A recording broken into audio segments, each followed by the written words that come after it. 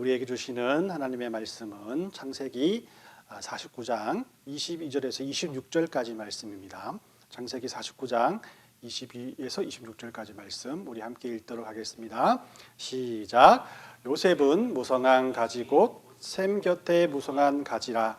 그 가지가 담을 넘었도다. 활 쏘는 자가 그를 학대하며 적개심을 가지고 굴을 쏘았으나 요셉의 활은 도리요 굳세며 그의 발은 힘이 있으니 이는 야곱의 전능자 이스라엘의 반석인 목자의 손을 힘입음이라.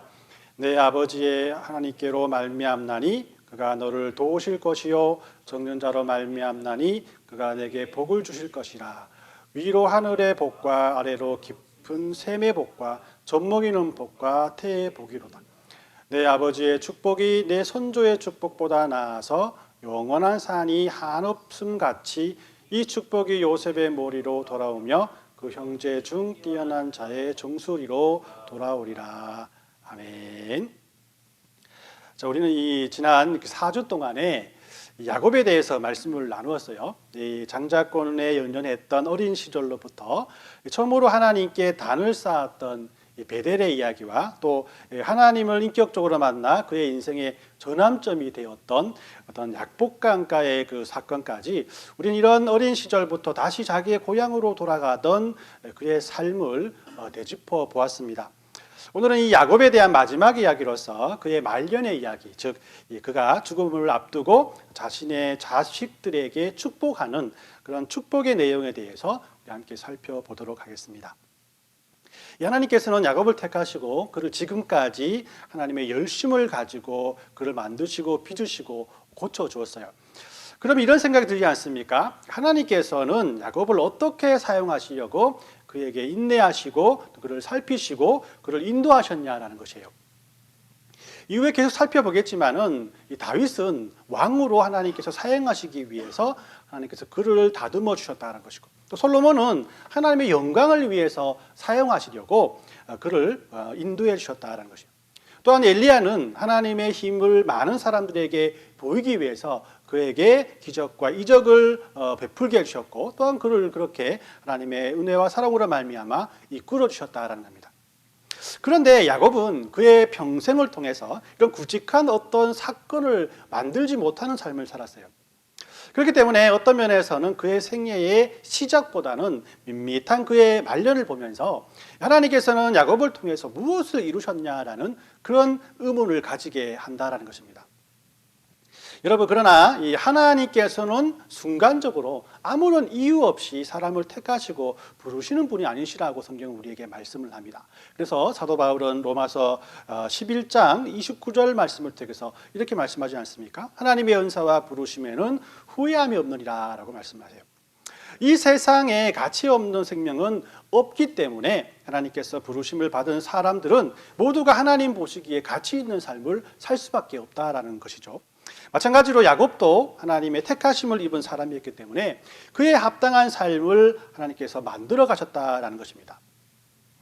이것은 우리에게도 마찬가지라는 겁니다. 하나님의 자녀가 되었다고 고백하는 저와 여러분들 역시 하나님의 부르심에 응답한 저와 여러분들 역시 하나님께서 우리를 그냥 놔두지 아니하시고 하나님의 은혜와 사랑을 통해서 지금도 우리를 만들어 가고 계시다는 것을 우리는 믿어야 한다라는 것이에요.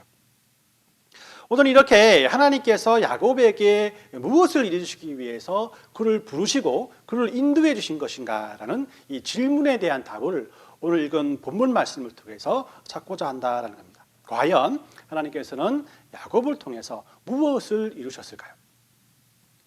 그 이유를 알아보는데 오늘 읽은 본문은 상당히 중요한 정보를 우리에게 가르쳐 주고 있습니다. 그러면 창세기 49장은 야곱이 죽기 전 그의 12아들을 불러놓고 그들의 장래에 되어질 일들에 대해서 예언하고 또 아들 하나하나를 축복하는 그런 장면 아니겠습니까? 그 중에서도 우리가 읽은 본문은 야곱의 아들 중에 아들인 또 이 요셉에 대한 축복의 내용입니다. 우리가 다 잘 알고 있지만은 요셉이 어떤 인물이었습니까? 그런 야곱의 12아들 중에서 11번째 아들로 태어난 사람이었어요. 그러나 이 형제들의 그 질투로 그는 애굽의 노예로 팔리게 되죠. 야곱은 그가 죽은 줄 알았지만은 그는 애굽의 총리가 되었고 가뭄을 통해서 가나안 땅에서 살아갈 수 없었던 야곱과 그의 모든 가족들을 애굽에서 살게 해준 그런 아들이었던 것이에요. 이런 아들을 야곱이 그냥 축복하지 않고 진심으로 그죠? 신경을 써가며 축복하지 않겠습니까? 그죠? 여러분들 소중한 사람에게 쓰는 편지가 더욱 진솔하듯이 이런 요셉을 축복하는 마음을 자세히 살펴보면 야곱이 말년에 어떻게 그의 마음이 또 어떻게 그의 믿음이 변화되었는가를 살펴볼 수 있다는 것이에요. 22절에서 24절까지 말씀을 한번 살펴보도록 하겠습니다. 요셉은 무성한 가지 곧 샘 곁에 무성한 가지라 그 가지가 담을 넘었도다. 활 쏘는 자가 그를 확대하며 적개심을 가지고 그를 쏘았으나 그 요셉의 활은 도리어 굳세며 그의 팔은 힘이 있으니 이는 야곱의 전능자 이스라엘의 반석인 목자의 손을 힘입음이라라고 이렇게 말씀을 합니다. 여기 보면은 이렇게 요셉은 무성한 가지 곧 샘 곁에 무성한 가지인데 그 가지가 얼마나 풍성하고 무성했는지 담을 넘어갔다라고 이렇게 말을 해요. 제가 어릴 적에 자라던 집이 지금은 뭐 재개발 때문에 흔적도 없이 사라졌습니다만은 우리 집 뒤쪽에 거기 수도가가 있었어요. 거기에 큰 물통을 만들어 항상 그 물을 가득 채워놓죠. 그래서 뭐 여름에는 샤워도 하고 또 머리도 감고 뭐 예전에 한옥들은 다 그랬지 않습니까, 그죠? 근데 이게 지금도 기억나는 것이 거기에 그 우물가가 아니죠. 수도가에 우물가는 약간 더 멀리 갖고 그죠. 수도가에 이 청포도 나무가 이렇게 심어져 있었어요. 그래서 청포도 나무가 심어져 있어서 이제 봄이 되고 여름이 되면은 청포도 나무가 많이 자라서 잎이 무성하게 돼가지고 그 수도가 이 지붕을 이렇게 덮었죠. 그리고 그것이 이제 담을 넘어가서 많은 사람 오고 가는 사람들이 그 청포도 나무 잎을 보게 되었어요. 그리고 그것이 이제 가을이 되었을 때는 청포도가 열리죠. 그래서 이제 뭐 얼굴 씻다가도 이렇게 따먹고 또 지나가는 사람들도 먹고 뭐 그런 경우였습니다. 이렇게 이 수도가의 포도나무가 잘 자라는 이유는 많은 이유가 있겠지만 뿌리에 물이 마르지 않기 때문이라고 할 수 있어요, 그죠? 그래서 샘 곁의 나무는 무성하게 자랄 수밖에 없다라는 것이에요. 요셉은 이렇게 샘 곁에 무성한 가지가 되었다라는 것이죠. 또 샘이 하나님의 도우심이요, 또 하나님의 은혜라면 더욱더 그의 기업이 굳건하게 자랄 수밖에 없음을 우리는 알 수가 있습니다. 이런 요셉의 형통함이 담을 넘어서 세상에 널리 알려졌다라는 그런 축복이죠, 그죠? 그리고 이런 담을 넘어온 가지를 보고 많은 사람들이 시기 질투하며 화를 쏘게 되었다라고 이렇게 말을 합니다. 이 화를 쏜다는 것은 너무나 가지가 잘 자라니까 그것을 질투하는 대적자들에게 많은 어려움을 당한다라는 그런 의미를 가지고 있어요. 그러나 이 요셉의 활은 그들보다 더욱 강했는데 그 이유가 바로 뭐냐면은 그가 아버지 야곱의 전능자이신 하나님께서 그를 돌보시기 때문이라고 말을 하고 있는 거예요. 또한 25절을 보면은 또 이렇게 말씀합니다. 내 아버지의 하나님께로 말미암나니 그가 너를 도우실 것이요 전능자로 말미암나니 그가 내게 복을 주실 것이라. 위로 하늘의 복과 아래로 깊은 샘의 복과 젖먹이는 복과 태의 복이로다라고 이렇게 축복을 하고 있죠. 여기에서 하늘의 복이라는 것은 하늘에서 내려주시는 비의 복을 말하고요. 또 하늘에서 비가 내리고 땅에서는 깊은 샘이 넘쳐 흐를 때, 또 비가 오고 또 마르지 않는 샘이 넘쳐날 때 그 뿌리가 참 곱게 자라지 않겠습니까? 그죠? 더 나가서 모든 농작물들이 무성하게 자랄 수밖에 없다라는 것이에요. 하늘의 복과 깊은 샘의 복은 이렇게 남성이 주도하는 기업에 주어지는 풍요의 복이라고 할 수 있습니다. 요즘으로 치면 뭐 사업장이 잘 된다라는 그런 말이겠죠, 그죠? 들어가서 젖의 복과 태의 복은 여성에게 주어지는 다산의 또 풍요한 복을 이렇게 말하고 있거든요. 당시 여성에게 있어서 자식을 낳는 것보다 큰 복이 없었잖아요, 그죠? 요즘으로 치면은 가정이 풍요롭고 평안한 복을 우리에게 말씀하고 있습니다. 요즘도 그렇지만 이런 가정은 모든 그리스도인들이 바라는 복받는 가정의 어떤 면에서 정형적인 모습이라고 할 수가 있어요. 요셉은 이런 가정을 꾸리며 살아갈 것이라고 야곱은 요셉을 축복하고 있다는 것입니다. 마지막으로 26절 말씀을 보겠습니다. 26절에 보면은 야곱은 요셉이 받을 축복이 영원토록 무성할 것이다라고 고백을 하고 있거든요. 26절에 내 아버지의 축복이 내 손자의 축복보다 나아서 영원한 산이 한없음 같이 이 축복이 요셉의 머리로 돌아오며 그 형제 중에 뛰어난 자의 종소리로 돌아오리로다라고 이렇게 말씀을 합니다. 이 산이 영원토록 그 자리에 우뚝 솟아 있는 것처럼 요셉의 복도 늘 그 자리에 함께 있다라고 말씀을 하는 거예요.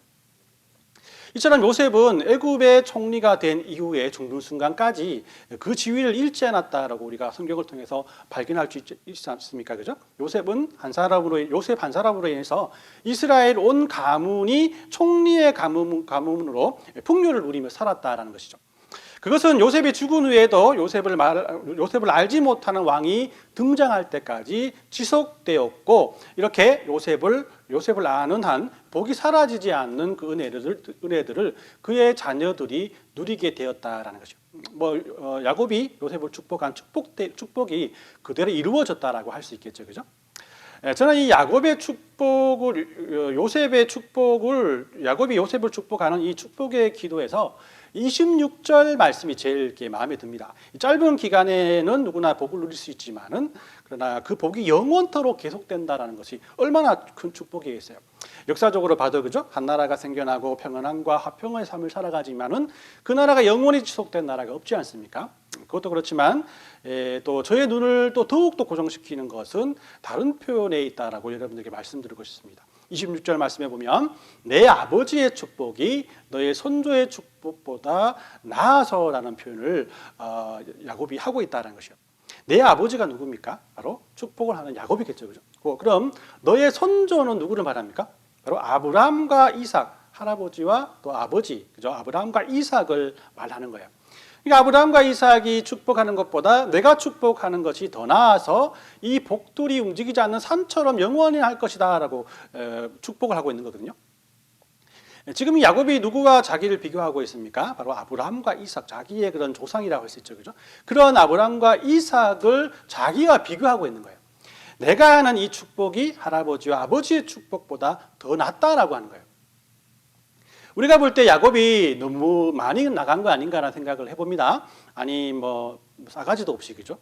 겸손하기보다는, 또 겸손하기는커녕 자기 할아버지와 아버지와 자기를 비교하다니, 물론 할아버지보다 아버지보다 더 성공한 사람이 분명히 있기 마련입니다. 하지만 그것을 이렇게까지 표현한다는 것은 이 한국 사람으로서는, 한국 문화로서는 이해가 되지 않는다는 것이죠. 보통은 이렇게 말하겠죠. 이제 제가 성공한 것은 나를 위해 기도해 주시고 나를 말씀으로 키워주시는 할아버지와 아버지의 은공입니다. 이렇게 나가야 정도라고 할 수 있지 않습니까? 그죠? 그러나 이런 야곱의 모습을 우리는 다른 시선으로 바라볼 수 있어야 한다는 것이에요. 이 삼자의 입장에서 봐서는 야곱이 나이가 들어도 철없이 자기의 의를 나타낸다고 할 수 있겠지만은, 야곱의 입장에서 본다면 약간 수긍할 수가 있어야 된다는 것이죠. 이것을 인간의 도리로 바라본다면 교만한 고백이지만은 영적으로 더 깊이 들어가 생각한다면 야곱이 아브라함과 이삭보다도 하나님을 더 잘 알았기 때문에 있을 수 있는 그런 축복이라고 또 고백이라고 할 수 있다는 것입니다. 여러분, 이런 말 있지 않습니까? 그죠? 프로는 프로를 알아본다라는 말이죠. 예를 들어서 아주 덕망 있고 유명하고 또 제자들을 많이 배출한 음악가 교수님이 있다고 생각해 보십시오. 이런 음악가 교수님에게 어떤 신인이 찾아옵니다. 연주하는 것을 한번 보고 자기를 평가해 달라고 하는 거죠. 그런데 이게 들어보니까 연주를 너무너무 잘하는 겁니다. 어떤 면에서는 자기보다 더 잘해요. 여러분들이 만약에 교수님이고 이런 상황에 여러분들 처해 있다면 그 찾아온 그 신인을 여러분들 어떻게 평가하겠습니까? 기분 나쁘죠, 좀. 기분 나쁘고, 저놈이 왜 와서, 이거 안 되겠어. 저는 너무 교만해져. 내가 한번 말을 해줘야겠어 하면서 악평을 늘어놓을 수 있을 겁니다. 그런데 이게 아까 말씀드린 것처럼 프로가 프로를 알아본다라는 그런 말을 인용해서 교수님이 할 말을 우리가 예상해 본다면 이런 말을 하겠죠. 그 실력을 인정하면서 나보다 네가 더 연주를 잘하구나, 그죠? 브라보, 멋있다, 연진아, 이렇게 그를 측겨 세우실 것입니다. 이 모차르트가 이 프로는 프로를 인정하기 때문이라고 할 수가 있겠죠, 그죠? 프로는 프로를 압니다. 프로가 프로를 알기 때문에 프로가 아무리 교만하고 아무리 교만한 말을 한다 할지라도 그 행동은 좀 욕먹을 수 있겠지만은 그 실질적인 그 마음은 그가 인정할 수가 있다는 것이죠. 여러분, 이 모차르트가 베토벤보다 연배가 꽤 높습니다. 아셨어요? 예, 모차르트가 유명해지니까 음악하는 그 사람들이, 음악하는 자녀를 둔 부모님들이 모차르트를 계속 찾아옵니다. 그래서 자기 아들 한번 봐달라라고 평가를 받으려고 했어요. 그 중에 베토벤도 있었는데요. 그 아버지가, 베토벤의 아버지가 모차르트를 어렵게 찾아가서 베토벤에게 피아노 연주를 하게 했다고 합니다. 여러분들 참 그 유명한 두 음악가가 그저 만났는데, 이 모차르트가 이 베토벤의 그런 피아노를 치는 모습을 보고 어떤 평가를 내렸을까요? 이런 거 참 재밌죠, 그죠? 궁금하고 어땠을까? 그때를 상상하게 하게 되죠, 그죠? 이런 평가를 내렸다고 합니다. 이 아이는 피아노 연주가로 대성하겠습니다라고 그런 말을 했다고 해요. 뭐 진지하게 말했는지 그냥 말하는 사람이 찾아왔는 사람이니까 그런 말을 했는지 모르겠지만은 어떤 면에서 이 모차르트의 이 말이 베토벤을 베토벤 되게 했지 않을까라는 그런 생각을 합니다. 아무튼 프로는 프로를 알아본다라고 할 수가 있겠죠, 그죠? 마찬가지로 야곱의 이 고백은, 축복은 사람에게서부터 나가는 것이 아니라 하나님께서 주시는 것이다라는 것을 잘 알고 있는 사람끼리, 프로끼리 비교해 본다면 누가 하나님을 더 잘 아는가의 싸움이지, 누가 더 잘났고 누가 더 나이가 많고 누가 우리의 조상인가의 그런 싸움이 아니라고 할 수 있다는 거죠. 야곱이 무슨 근거로 자기가 자기 할아버지와 자기 아버지보다 하나님을 더 잘한다고 큰 소리를 쳤겠습니까? 그것은 야곱이 그들보다 훨씬 더 하나님께 지어 터졌기 때문이라고 할 수가 있어요.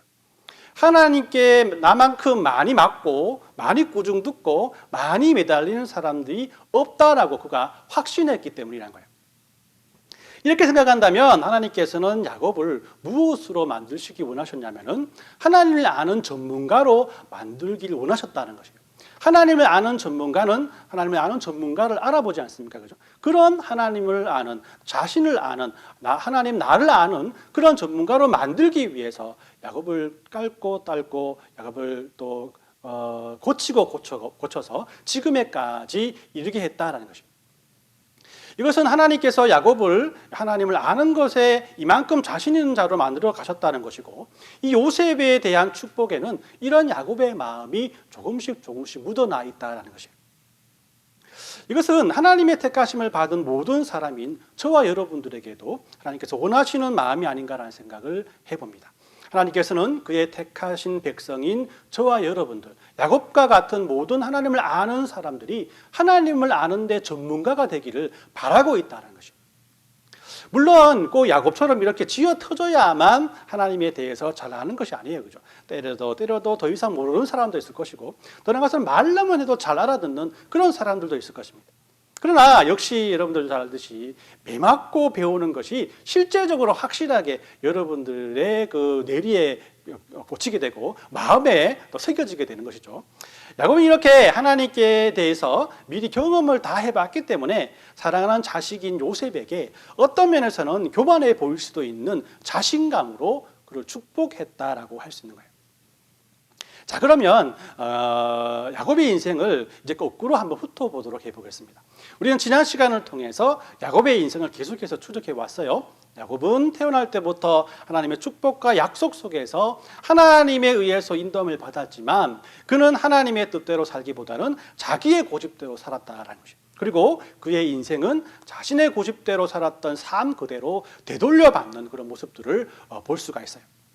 그가 자기의 형의 장자권을 뺏었지 않습니까? 그러나 결국 그는 고향으로 돌아올 때에 형 앞에서 무릎을 꿇고 나의 주여라고 고백할 수밖에 없었습니다. 그가 자기 아버지 이삭을 속여서 염소 가죽을 팔과 목에 감고 아버지의 축복을 가로채었지 않습니까? 이 일 후에 하나님께서는 그에게 어떻게 이것을 갚으셨어요? 바로 그의 아들들이 요셉을 노예로 팔고 아버지께 요셉이 죽었다라고 핑계를 댈 때 염소의 피를 요셉의 옷에 묻힌 후에 그 옷을 들이대면서 아버지 요셉이 험한 짐승에게 죽은 것 같습니다라고 보고하지 않습니까? 그러니까 아버지를 속이기 위해서 하였던 염소 가족이 염소의 피로 돌아와서 도리어 자기 아들들에게 속임을 당하는 그런 일들이 그의 삶 속에서 일어났다는 것이에요. 이렇게 험악한 세월을 보낸 야곱이 자신의 죽을 날이 되었을 때 이런 고백을 하게 된 겁니다. 모든 축복의 근원은 하나님이시다.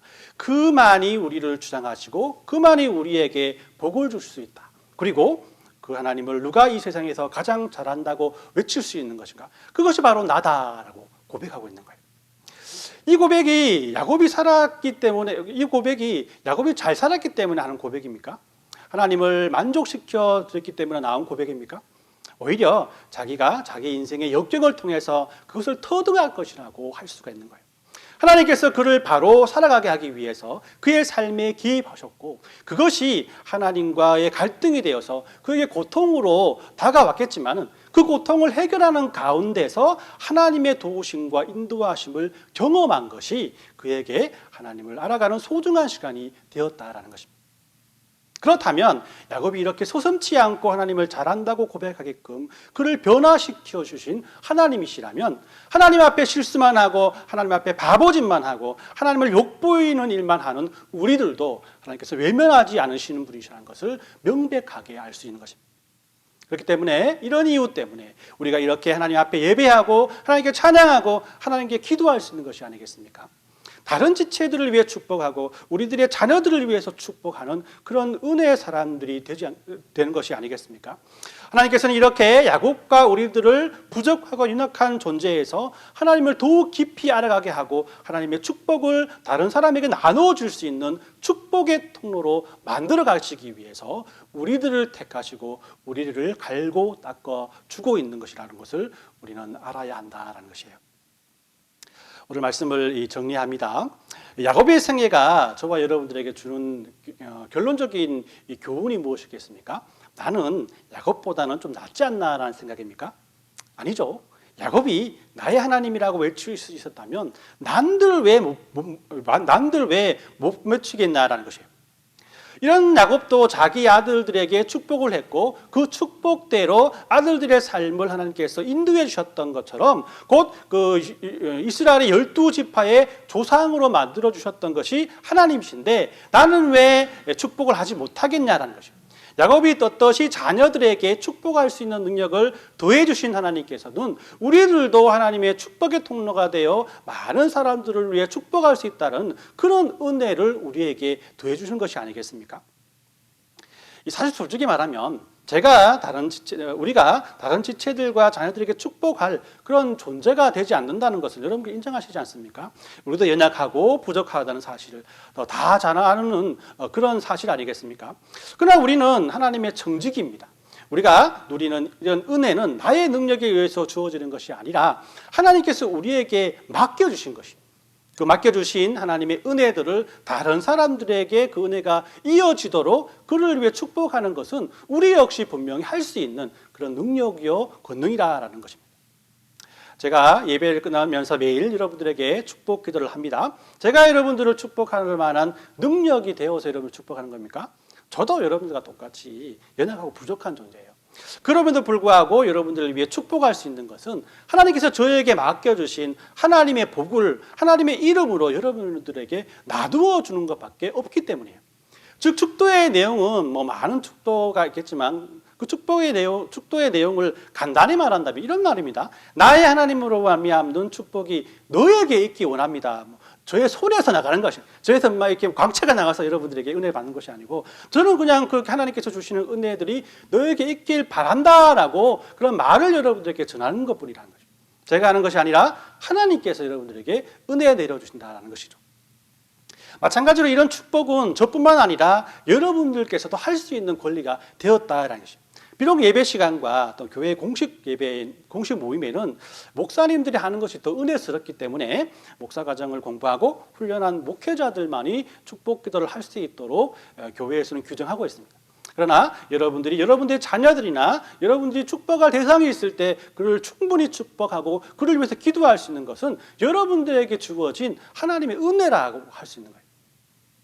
이렇게 볼 때 하나님이 야곱을 택하시고 그를 포기하지 않으시고 끝까지 놓지 않으시고 바꾸시길 원하셨던 것은 하나님을 더 깊이 알아가고 그분의 복을 자녀들에게, 많은 사람들에게 그래도 전해줄 수 있는 축복의 통로가 되게 하기 위한 것이었다는 것입니다. 그러나 이 축복의 통로가 된다는 것에 대해서 우리 마음이 불안할 때가 있어요. 우리 마음이 초조하고 그래도 내가 어떻게 할 것인가라는 그런 마음이 들 때가 있다는 겁니다. 이 모든 그런 마음들은 나의 행동과 삶을 기준으로 여러분들께서 신앙생활을 하기 때문에 나갈 수 있어요. 우리들의 생각과 행동에 어떤 선함이 있습니까? 없지 않습니까? 그렇기 때문에 우리는 이런 자신을 빨리 발견하고 이런 나를 포기하지 않으시고 긍휼히 여기시는 하나님께서 야곱과 함께 해주셨듯이 나와 함께 한다는 믿음으로 하나님을 자랑하고 찬송하고 하나님의 축복의 통로가 되기 위해서 하나님께 모든 것을 맡기는 그런 은혜로 말미암아 여러분들 많은 사람들에게 그런 은혜들을, 하나님의 그런 축복들을 나누어 주시는 저와 여러분들이 되었으면 합니다. 이런 은혜와 사랑들이 한 주간 여러분들의 삶 속에 넘쳐나시길 예수님의 이름으로 축원합니다. 아멘.